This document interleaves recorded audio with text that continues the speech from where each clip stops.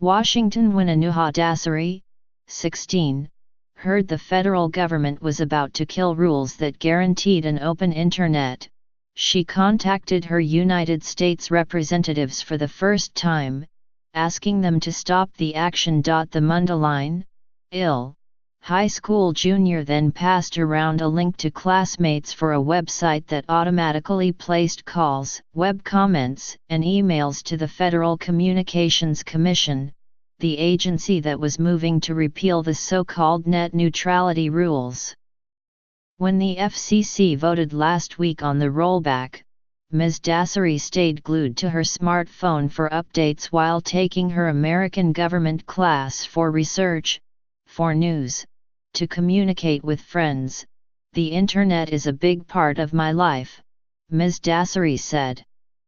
It has formulated my personality, opinions, and political ideology. If it is controlled, my generation of students could be inclined to be just on one part of the spectrum. That's dangerous. Millions of Americans have been caught up in a bitter debate over the repeal of net neutrality rules that prevented broadband providers from blocking websites or demanding fees to reach consumers. But the most vocal and committed activity may have come from Generation Internet, the digitally savvy teenagers in middle and high school who grew up with an open internet. The repeal of net neutrality has gotten many of these teens politically engaged for the first time, with fears that the dismantling of rules could open the door for broadband providers like AT&T and Comcast to distort the experience of accessing anything online with equal ease. For them, a dry issue that has often been hard to understand outside of policy circles in Washington has become a cause to rally around for students that have used an internet that is open and without tolls their whole life. As complicated as net neutrality is, kids can get their heads around it pretty easily, said John Lewis, the head of Gunston School, a private high school in Centerville. MD. Net neutrality's repeal will not take effect for several weeks. Internet service providers including AT&T and Comcast have promised they won't block or throttle sites or create fast lanes for certain content. And several efforts are underway to scale back the rollback, including the introduction of a congressional bill and potential lawsuits. The opposition by many teenagers is rooted in how they are among the most avid users of the internet and smartphones. Virtually all youth between ages 13 and 17 own or have access to a smartphone, and 94% use social media, according to an April 2017 study by the Associated Press NORC Center for Public Affairs Research. Many are gaining access to devices at younger ages, with 98% of children from newborn to 8 years old accessing a mobile device at home, compared with 52% in 2011. Many became digital users when net neutrality was in effect.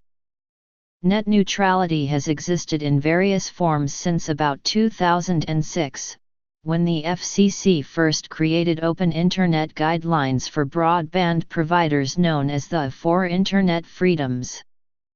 In 2015, the FCC declared that broadband had become utility-like and deserved extra government oversight. Since 2006, more and more children began using Netflix, Snapchat, Instagram, YouTube, and all manner of other apps and online services. In the days before the FCC voted on net neutrality repeal last week, children and teenagers organized protests in Sioux Falls, SD, and Keene, NH. They wrote letters and sent tweets to FCC commissioners and volunteered for texting and phone campaigns to push members of Congress to use their authority to overturn or dilute the FCC decision. Ali Webb, 18, a senior at Gunston, missed school last week ahead of the FCC vote with permission from Mr. Lewis and her parents. With 3 other students, she drove 2 hours to downtown Washington to stand in front of a Verizon store during lunch hour. There, she hollered slogans to save net neutrality rules with signs that read "Stop F.C.C." and "Equal Opportunity," still loading. "This is really bad for technology, innovation, and our future," said Ms. Webb, who wants to study computer science in college. "This is going to totally change the Internet." She said she feared Start UPS would have to submit to the demands of Internet service providers to showcase their sites, which could hold back entrepreneurs. At Southside High School in Rockville Center, NY, net neutrality dominated conversation in the lunchroom last week and throughout the day of the vote. Last Thursday, as students checked for updates, "I've met lots of friends on Instagram and I communicate with my mom and with all my friends at least 10 times a day on social media," said Matthew Baxley, 15, a 10th grader who recently participated in a texting effort to protest the repeal. "The Internet is at the center of a lot of what I do and care about. Some teachers had to make adjustments." Lori Crow, a high school history teacher in Kyle, Texas, tried to give an exam to 11th graders at Lehman High School last Thursday but couldn't get her students off their phones and laptops. She was surprised to find them streaming the FCC vote. Eventually, she postponed the exam so they could watch the 5 commissioners cast their votes and explain their positions. When the FCC chairman, Ajit Pai, cast the final vote to dismantle the rules, students slammed their laptops shut and tore off their earphones in disappointment. Ms. Crow said these kids felt very indignant and betrayed by this decision because they feel entitled to information and the Internet, she said. Ms. Dassery remains determined to fight. She said she would continue to push lawmakers to salvage open Internet rules through legislation, and she is following the news for lawsuits challenging the repeal. "I will tweet and email and call and stay in the process," she said.